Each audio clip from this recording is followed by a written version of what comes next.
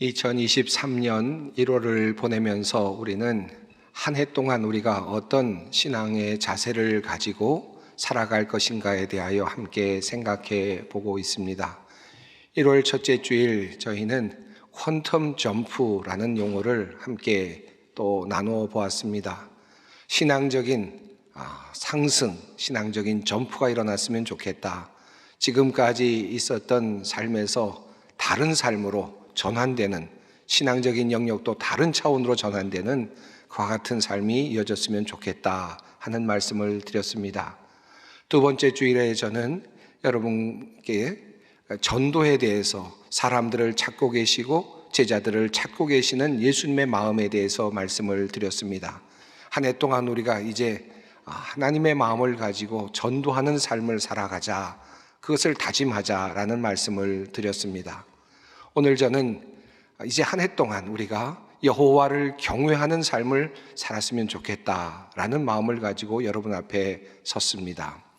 많은 사람들이, 또 우리 신앙인들이 또 새해가 될 때마다, 또 신앙적으로 새로운 각성을 할 때마다 내가 조금 더 깊은 차원의 신앙적인 자리로 나아가기를 원할 때가 많이 있습니다. 올해는 조금 더 깊은 신앙의 자리에서 신앙생활을 해야 되겠다라고 생각을 하는 분들이 많이 있습니다. 오늘 그런 관점에서 우리들의 신앙이 하나님을 경외하는 삶으로 나아갔으면 좋겠습니다. 그런 관점에서 오늘 말씀을 증언코자 합니다. 여호와를 경외하는 것이 또 지식의 근본이다라고 하는 말씀, 잠언 1장 7절 말씀은 우리가 잘 알고 있습니다. 그래서 여호와를 경외하여야 되겠다라는 마음을 많은 분들이 가지고 있습니다. 그럼에도 불구하고 사실은 여호와를 경외하는 것이 과연 어떤 것인가에 대해서는 피상적으로 알고 있거나 잘 알지 못할 때가 많이 있습니다. 때로는 어떤 영적인 깊은 단계에 도달해야만 우리가 여호와를 경외할 수 있다고 생각을 해서 지레 겁을 먹고, 그리고 그러한 시도를 하지 않는 경우들도 상당히 많이 있어 보입니다. 여호와를 경외하는 것이 어떤 모습인지 우리는 성경을 통해서 여러 방향에서 알 수 있지만, 오늘은 특별히 시편 34편을 통해서 여호와를 경외하는 것이 어떤 모습인지 다윗의 그 기도를 통해서 우리가 함께 살펴보고 또 우리가 함께 알아보기를 원합니다. 오늘 본문 말씀, 특별히 시편 본문이 있는 이 말씀에 소제목이 달려 있습니다. 다윗이 아비멜렉 앞에서 미친 채 하다가 쫓겨나서 지은 시라고 되어 있습니다. 본 시편이 지어진 배경과 구체적인 정황이 표제 안에 잘 나타나 있다고 할 수 있겠습니다. 본 시편은 다윗이 사울을 피해서 블레셋으로 들어갔을 때 가드왕 아기스 앞에서 미친 채 하면서 결국 그렇게 정말 처절한 모습으로, 수치스러운 모습을 보였다가 결국은 그곳에서 빠져나왔던 이야기를 다루고 있습니다. 바로 사무엘상 21장의 말씀이죠. 이 본 시편에는 아비멜렉이라는 이름이 나와서 사무엘상 21장과 조금 혼란이 있습니다만은, 이 아비멜렉이라고 하는 용어는 애굽 왕을 바로라고 칭하고 파라오라고 칭하는 것과 마찬가지로 블레셋 왕을 표현하는 그런 칭호로 이해할 수 있을 것입니다. 사무엘상 21장에 나오는 다윗의 위기적인 상황을 이렇게 성경은 묘사합니다. 특별히 사울을 피해서 가드왕 아기스로 간 다윗이 그곳에서 신하들이 말하고 있는 내용 속에서 다윗을 경계하면서 이렇게 이야기를 합니다. 이는 그 땅의 왕 다윗이 아니니까 무리가 춤추며 이 사람의 일을 노래하며 이르되 사울이 죽인 자는 천천히요 다윗은 만만이로다 하지 아니하였나이까. 사실 다윗은 사울을 피해서 지금 가드왕 아기스 앞으로 갔습니다. 그곳에서 생명을 유지하고 다음 기회를 이제 기다리는 그런 의미가 있었을 것입니다. 그곳에서 생존할 수 있을 것이라고 생각했는데 그곳에서 신하들이 말하는 이야기를 들으면서 겁을 먹게 됩니다. 아마도 다윗은 그 이야기를 들으면서 자칫 죽을 수도 있겠다라고 하는 그런 생각이 들었을 것 같습니다. 그 긴박한 상황을 성경은 이렇게 묘사합니다. 다윗이 이 말을 그 마음에 두고 가드왕 아기스를 심히 두려워하여. 여기서 죽을 수도 있겠구나라는 생각이 들었습니다. 그래서 다윗은 빠져나가기 위해서 그 앞에서 이제 미친 척하는 기질을 보이기 시작했습니다. 그들에게 잡혀있는 동안 다윗은 성문 문짝 위에서 아무렇게나 글자를 극적거리기도 했고 침을 질질 흘리면서 수염에 침을 바르기도 했습니다. 이것을 본 아기스 왕은 신하들에게 이렇게 소리치며 그를 내치라고 말하지요. 아니 미친 녀석이 아니냐? 왜 저런 자를 나에게 끌어왔느냐? 나에게 미친 광이가 부족해서 저런 자까지 데려다가 내 앞에서 미친 짓을 하게 하느냐? 왕궁에 저런 자까지 들어와 있어야 하느냐? 라고 그렇게 이야기하면서 그를 쫓아냅니다. 다윗은 쫓겨나듯 가드왕 가드성을 벗어납니다. 그래서 아둘람 동굴로 들어가 피신을 하게 되죠. 오늘의 시편이 이러한 이야기를 배경으로 하고 있다는 것을 오늘의 시편 표제가 잘 알려주고 있습니다. 구덩이를 피하려다가 우물에 빠진다는 피감낙정이란 말이 있는데 꼭 그런 경우였습니다. 사울을 피해서 가드왕 앞으로 갔지만 결국은 그곳에서 죽을 뻔했던 바로 다윗의 이야기입니다. 그것을 빠져나가기 위해서 미친 척하는 수치스러운 일까지 감행해야만 했습니다. 그리고 겨우 그것을 빠져나오게 되었습니다. 그리고는 벅찬 감격이라고 할까요? 아니면 안도감이라고 할까요? 그런 마음으로 오늘의 시편이 노래되고 있습니다. 오늘 시편의 말씀이 바로 그런 배경을 가지고 있습니다. 그래서 그런지 시편 34편 앞부분에는 하나님을 향한 찬양이 가득합니다. 내가 여호와를 항상 총축하며 내 입술로 항상 주를 찬양하리이다. 내 영혼이 여호와를 자랑하리니 곤고한 자들이 이를 듣고 기뻐하리로다. 나와 함께 여호와를 광대하시다 하며 함께 그의 이름을 높이세. 다윗은 이렇게 하나님을 찬양합니다.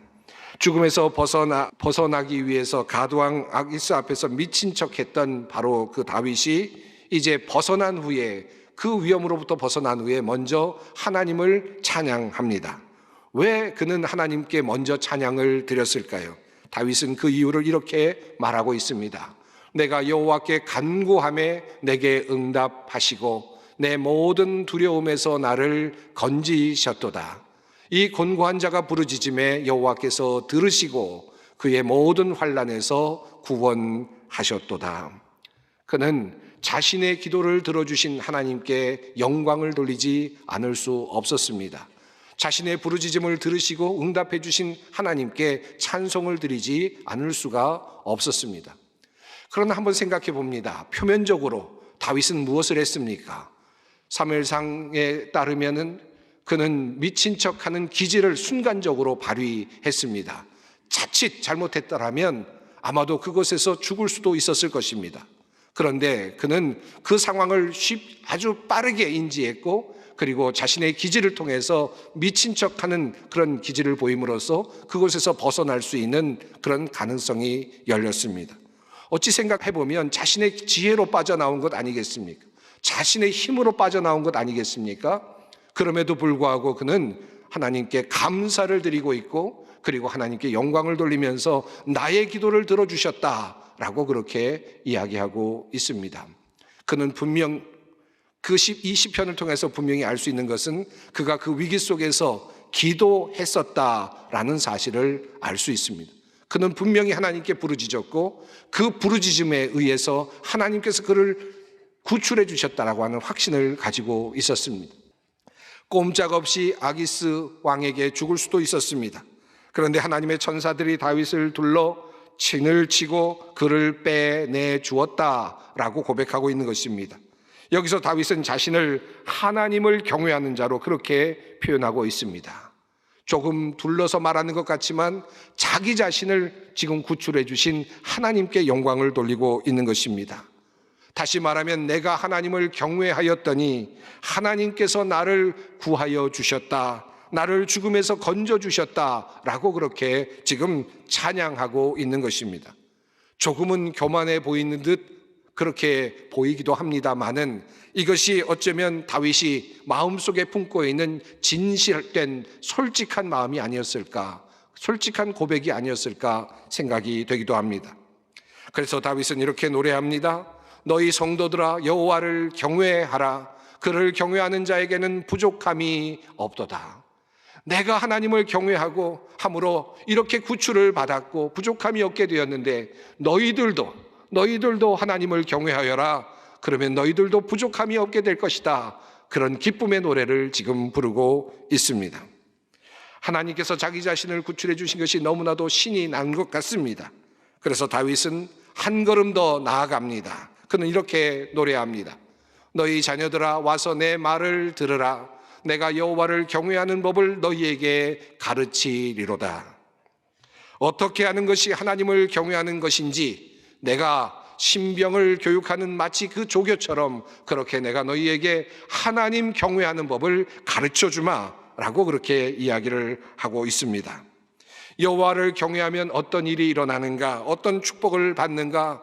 앞서 9절에서 여호와를 경외하는 자에게는 부족함이 없을 것이다 라고 말씀하셨는데 이 부족함이 없는 삶을 12절에서 풀어서 다윗은 이렇게 표현합니다.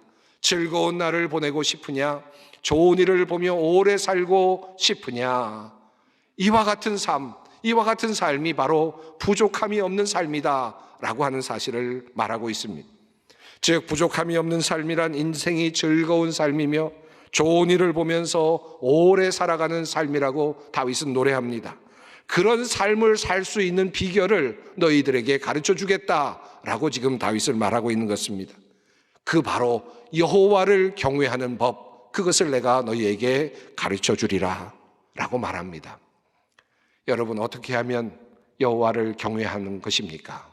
다윗은 이제 그 구체적인 방법을 이렇게 말하기 시작합니다. 내 혀를 악에서 금하며 내 입술을 거짓말에서 금할지어다. 악을 버리고 선을 행하며 화평을 찾아 따를지어다.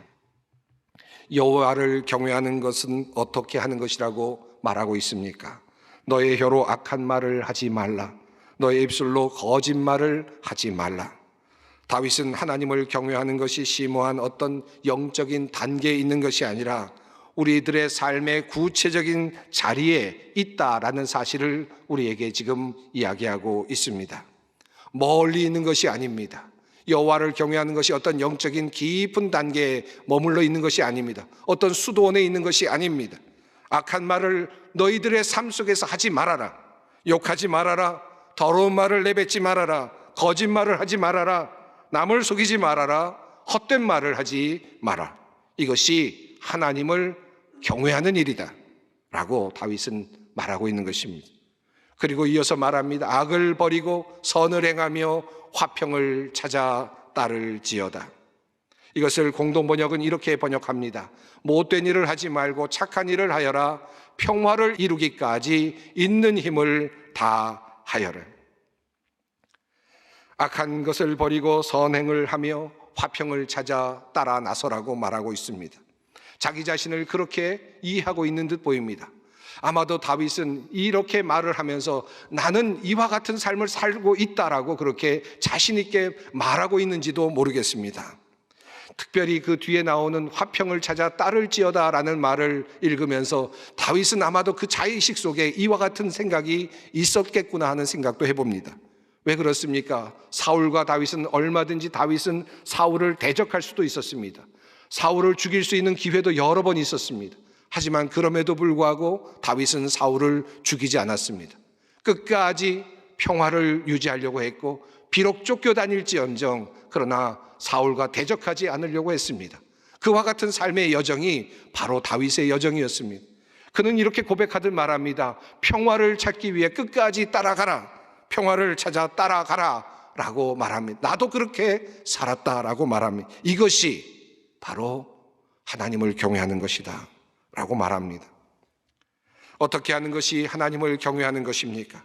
못된 일을 하지 않고 악한 행실을 버리고 이 세상의 평화를 이루기까지 최선의 노력을 다하며 관계를 만들어가며 살아가는 것, 이것이 바로 하나님을 경외하는 일이라고 다윗을 통하여 주님은 우리에게 말씀하고 있습니다. 사랑하는 성도 여러분, 2023년을 시작하면서 여러분과 함께 신앙의 목표를 한 가지씩 세워가길 원합니다. 사랑하는 성도 여러분, 이제 한 해 동안 우리 모두가 하나님을 경외하는 삶을 살았으면 좋겠습니다. 멀리 있지 않습니다. 여러분의 가족들과 함께 못된 말을 하지 아니하고 악한 말을 하지 아니하고 거짓된 말을 하지 아니하고 여러분의 사업에서, 여러분의 일터에서, 여러분의 자리에서, 신앙의 자리에서, 삶의 자리에서 그렇게 올바른 일을 하며 살아가는 것, 이것이 바로 하나님을 경외하며 살아가는 것입니다. 우리의 말과 행실을 바르게 하는 것이 바로 하나님을 경외하는 첫 번째입니다. 왜 이것이 하나님을 경외하는 것이 됩니까? 여러분 한번 생각해 보십시다. 우리가 진실로 하나님을 두려워한다면, 진실로 우리가 하나님을 경외한다면 우리가 말을 할 때나 우리가 행동을 할 때 어떻게 해야 되겠습니까? 하나님께서 나를 보고 계시는데, 하나님께서 나를 보고 계시고 그 두려운 하나님이 나를 지금 감찰하고 계시는데 우리가 어떻게 말을 함부로 할 수 있으며 어떻게 우리가 우리들의 행동을 함부로 할 수 있겠습니까? 그러므로 잠언 16장은 우리에게 이렇게 말씀합니다. 여호와를 경외함으로 말미암아 악에서 떠나게 되느니라. 진정으로 여호와를 경외한다면, 진정으로 여호와를 두려워한다면 우리는 악행을 행할 수가 없습니다. 악에서 떠날 수밖에 없는 것입니다. 우리가 선을 행할 때도 그렇습니다. 마찬가지입니다. 선을 행하려 할 때, 하나님의 뜻을 따라 살려 할 때도 하나님께서 보고 계신다라고 하는 그 감각이 있다면 우리는 그 일을 감히 어렵지만 힘들지만 감당해내려 할 것입니다. 성경에는 하나님을 경외하는 것과 하나님의 계명을 따르는 것을 하나로 묶어서 말씀하신 것이 여러 곳 나옵니다. 시편 112편 말씀입니다. 할렐루야, 여호와를 경외하며 그의 계명을 크게 즐거워하는 자는 복이 있도다. 신명기 8장은 이렇게 말씀합니다. 내 하나님 여호와의 명령을 지켜 그의 길을 따라가며 그를 경외할지니라. 하나님의 명령을 따라가는 것, 그것이 바로 하나님을 경외하는 것이다. 하나님의 뜻을 따라 사는 것이 바로 하나님을 경외하는 것이다 라고 말씀하고 있습니다. 그래서 교부시대에 많은 사람들의 사랑을 받았던 200년경에 저술된 헤르마스의 목자라는 책에 이런 구절이 있습니다. 두려움은 이중적이다. 내가 악을 행하려 한다면 주님을 경외하여라. 그러면 너는 악을 행하지 않을 것이다. 이와 달리 내가 선을 행하려 한다면 주님을 경외하여라. 그러면 너는 선을 행할 것이다. 여러분, 그렇지 않습니까? 우리가 정말 주님을 두려워하고 경외한다면 우리는 결코 악을 행할 수 없습니다. 결코 거짓말을 할 수 없습니다. 정말 우리가 주님을 경외한다면 마땅히 주님의 계명을 지킬 것입니다. 하나님을 경외하는 것, 바로 그 길로 우리 모두가 나아가기를 원합니다. 오늘 본문 속에 또 다른 한 가지 하나님을 경외하는 비밀이 들어 있습니다. 여호와를 경외하는 것이 무엇일까? 다윗을 통하여 하나님은 이와 더불어 한 가지 매우 중요한 사실을 우리에게 오늘 본문을 통해서 알려주고 있습니다. 하나님을 경외한다는 것이 무엇일까요? 다시 9절로 돌아가 봅니다. 너희 성도들아 여호와를 경외하라. 그를 경외하는 자에게는 부족함이 없도다 말씀하셨습니다. 하나님을 경외하면 부족함이 없다라는 말씀입니다. 그런데 다윗은 이어서 이 같은 표현을 조금 다르게 말씀하고 있습니다. 젊은 사자는 궁핍하여 줄일지라도 여호와를 찾는 자는 모든 좋은 것에 부족함이 없으리로다. 이 문장에서 또 다른 변화를 봅니다. 여호와를 경외하는 자라고 하는 의미가 또 다른 의미로 사용되고 있습니다. 그것은 무엇이었습니까? 여호와를 찾는 자입니다. 여호와를 경외하는 자라는 말과 여호와를 찾는 자라는 말은 같은 뜻으로 사용이 됩니다. 8절에서는 여호와께 피하는 자라고 그렇게 또 설명하고 있습니다. 여기서 사용된 다라쉬라고 하는 단어는 찾는다라고 하는 뜻을 갖는데 구한다라는 뜻도 있고 물어본다라고 하는 뜻도 있고 또 상담한다라고 하는 뜻도 있습니다. 우리가 하나님을 경외한다면 하나님께 물어야 되겠죠. 하나님을 경외한다면 하나님께 나아가 상담해야 되겠죠. 하나님께 구해야 될 것입니다. 하나님을 찾아야 될 것입니다. 하나님께로 나아가 피해야 하겠습니다. 이것이 바로 하나님을 경외하는 일입니다. 즉 다시 말하면 하나님을 경외하는 일은 하나님께 기도하는 일과 밀접하게 연결되어 있습니다. 하나님을 두려워하고 하나님을 믿기에 우리는 하나님께 기도합니다. 하나님께 자신의 모든 문제들을 내어놓고 탄원을 하게 되는 것입니다. 다윗이 자기 자신을 나는 하나님께서 나를 구해주신 이유가 내가 하나님을 경외하였기 때문이다 라고 자신 있게 말할 수 있었던 이유가 무엇이었을까요? 아마도 앞서 말씀드렸던 그가 악을 행하지 않았고 거짓말을 하지 않았고 평화를 위해서 노력했다는 그것도 한 몫을 했을지는 모르지만 그것보다는 어쩌면 지금 말씀드리고 있는 바로 이것, 하나님께 나는 간절히 간구했다, 하나님께 나는 부르짖었었다, 그러므로 나는 하나님을 경외한 자다 라고 하는 이 사실 때문에 그는 당당하게 나는 하나님을 경외하는 자라고 말할 수 있지 않았을까 생각을 해봅니다. 오늘 본문 속에서 말씀하고 있는 이 말씀을 우리가 마음에 새길 필요가 있겠습니다. 이제 내가 부르짖었기 때문에 나는 부르짖는 자이기 때문에 나는 하나님을 경외하는 자이다. 다윗은 그러므로 이렇게 다시 고쳐 말합니다. 여호와의 눈은 의인을 향하시고 그의 귀는 그들의 부르짖음에 기울이시는 도다. 의인이 부르짖음에 여호와께서 들으시고 그들의 모든 환난에서 건지셨도다.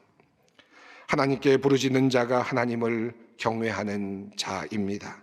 하나님을 찾는 사람이 하나님을 경외하는 자입니다. 사랑하는 성도 여러분, 2023년 한 해 여호와를 피난처로 삼고 주님께 기도하며 함께 나아가십시다.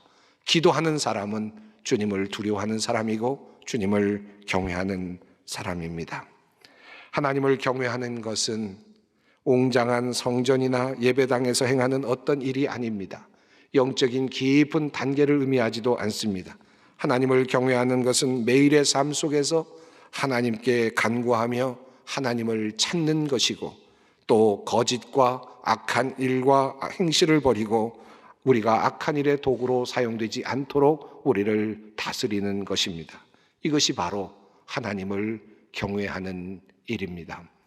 사랑하는 소망의 성도 여러분, 마음 다짐을 하셨습니까? 올해는 하나님을 경외하며 살리라.